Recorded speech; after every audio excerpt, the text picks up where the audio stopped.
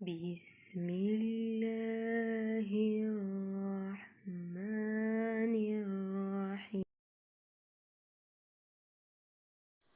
سورہ المائدہ رکوع نمبر 11. اعوذ باللہ من الشیطان الرجیم. بسم اللہ الرحمن الرحیم. لعن الذین کفروا من بنی اسرائیل. لعنت ویلی شو په هغه کسانو باندې چې کفر یې وکړو د بني اسرائیلو نه علی لسان داود په ژبه د داود علیه السلام و عیسی ابن مریم او د عیسی علیه السلام چې زوی د مریم دی. ذلک بما عصوا وکانو یعتدون. دا په وجه دی چې دوی نافرمانی کړې وه او دوی د حد نه تېروتونکي زیاتې کوونکي. کانو لا یتناهون عن منکر فعلوه. او دوی چې نه به یې منع کول خلک د بدۍ نه او کوو به یې پخپله بدي. لبئس ما کانو یفعلون. ډېر بد و هغه کار چې دوی به کول. ترا کثیرا منهم وبینې ته ډېر خلک د دوی نه یتولون الذین کفروا چې دوی دوستي کوي د هغه کسانو سره چې کافران دي. لبئس ما قدمت لهم انفسهم. یقینا ډېر بد دی هغه انجام چې مخکې لیږلی و دوی د خپلو نفسونو دپاره. ان سخط الله علیهم. هغه دا چې غضب وشو د الله په دوی باندې. وفي العذاب هم خالدون. او دوی به په عذاب کې د همیشه دپاره یي. ولو کانو یؤمنون بالله. او کچرې وي دوی چې ایمان یې راوړی وی په الله باندې والنبي او په نبي باندې وما انزل الیه او په هغه چې نازل شوی و دوی ته متخذوهم اولیاء. نو نه به ونیولې دوی اولیاء دوستان. ولکن کثیرا منهم فاسقون. لیکن اکثر خلق د دوی نه فاسقان دي. لتجدن اشد الناس عداوة للذین آمنوا. خامخا به ته بیا مومې ډېر سخت د خلکو نه په دشمنۍ کې د هغه کسانو سره چې ایمان یې راوړی دی. الیهود. نو هغه یهودیان دي. یهودیان د مسلمان سره په دشمنۍ کې سخت دی.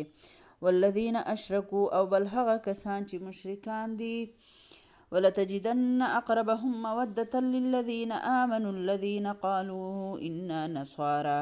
او خامخا به ته بیا مومې ډېر نږدې د دوی نه په دوستۍ کې د هغه کسانو سره چې ایمان یې راوړی دی. نو هغه کسان چې دوی وایي چې مونږ نصارا یو.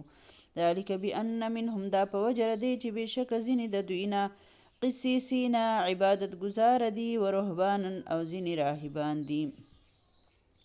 وانهم لا یستکبرون. او بېشکه دوی تکبر یعنی لویي نه کوي. واذا سمعوا ما انزل الى الرسول. او هر کله چې واوري دوی هغه کلام چې نازل شوی دی رسول ته. ترى اعینهم. نو ته به وینې سترګې د دوی تفیض من الدمع چې دا بهیږي د اوښکو نه. مما عرفوا من الحق. په وجه دی چې وپېژندو دوی حق. یقولون ربنا آمنا. او دوی وایي چې ای ربه مونږ ایمان راوړو. فاکتبنا مع الشاهدین. نو ولیکه مونږ د ګواهي کوونکو سره. وما لنا. او څه شوي مونږ لره لا نؤمن بالله. مونږ به ولې ایمان نه راوړو په الله باندې. وما جاءنا من الحق. او په هغه څه چې راغلی دی مونږ ته د حق نه.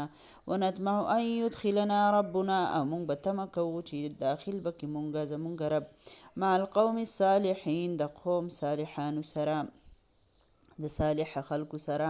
فاثابهم الله. پس ورکړله بدله الله پاک بما قالو په وجه د دوی چې دوی دا وینا کړې وه دا یې ویلي وو لکه د دوی د دې خبرې په وجه باندې. جناتین. دوی له به باغونه ورکړلی شي تجري من تحتها الانهار چې بهیږي به ترې لاندې نهرونه.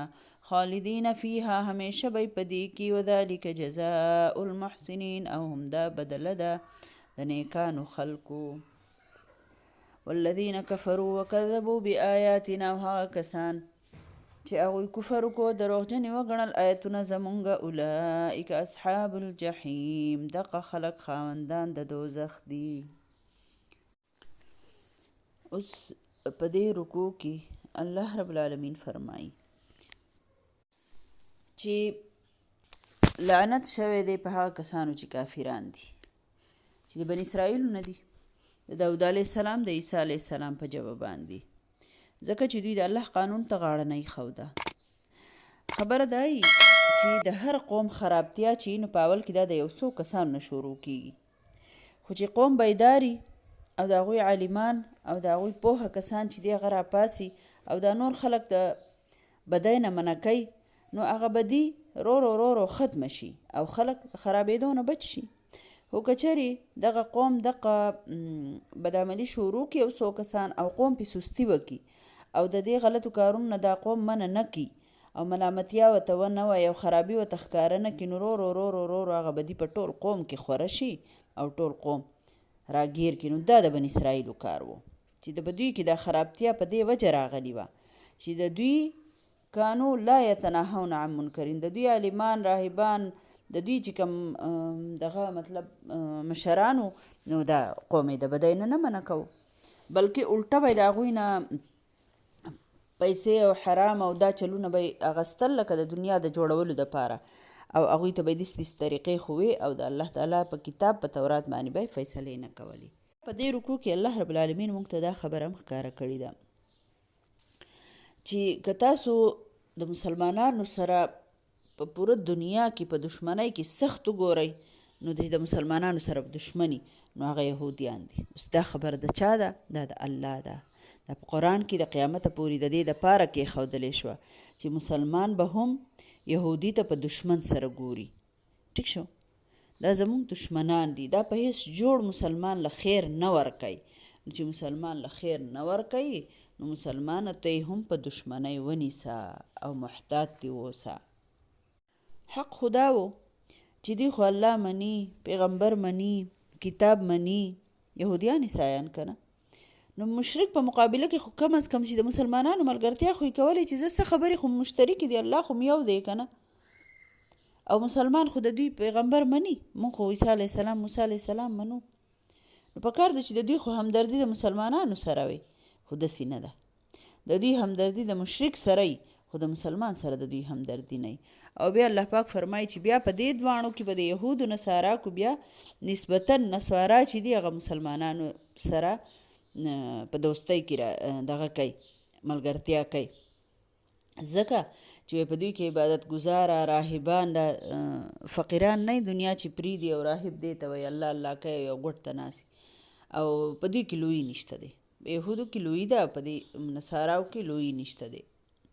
او بیا الله فرمایي واذا سمعوا ما انزل الى الرسول، کله چې دوی قرآن واوري چې د الله طرف نه په پیغمبر صلی الله علیه وسلم باندې نازل شوی، د دوی سترګې د اوښکو نه ډکې شي که نه، نو زیات مفسرین وایي چې د دې واقعه هغه نجاشي طرف ته واقعي طرف ته هم په دې کې اشاره ده چې هغوی مسلمانان ډېر په تکلیف کې په مکه کې، نو حبشه ته هجرت وکړو. په حبشه کې علاقه کې بادشاه چې و نجاشي، هغه عیسایي بادشاه و، نو د مکې کفار ورته موږ خپل خلک واپس راکړه، مشرکینو پسې قاصدان ولېږل.